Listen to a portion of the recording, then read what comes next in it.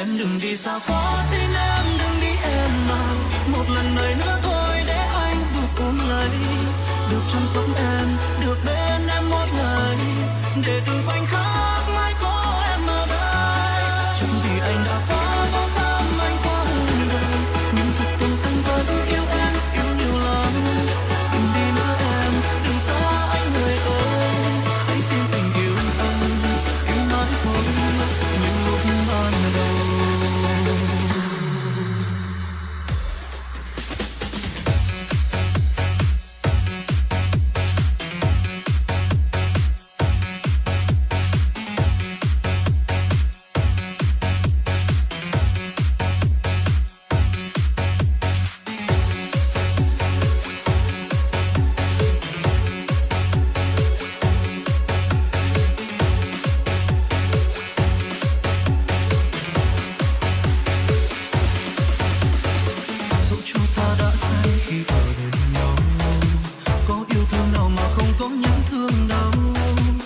Chẳng chỉ là những sân hận khi em khóc, nhưng em biết đấy anh yêu em đến thế nào. Biết em đã xa rời vòng tay anh, bước đi kiếm tìm một người sẽ tốt hơn anh. Đến em từ này cho em thật nhiều hạnh phúc, em đâu có biết phía sau anh mãi đợi. Em đừng đi xa quá, xin em đừng đi em à. Một lần này nữa thôi để anh được ôm lấy, được chăm sóc em, được bên em mỗi ngày, để từng khoảnh khắc mãi có em ở đây. Chẳng vì anh đã quá vô tâm, anh quá hư đời, nhưng thật tâm anh vẫn yêu em, yêu nhiều lắm. Đừng đi nữa em, đừng xa anh người ơi, hãy tin tình yêu anh, yêu mãi thôi như lúc ban đầu.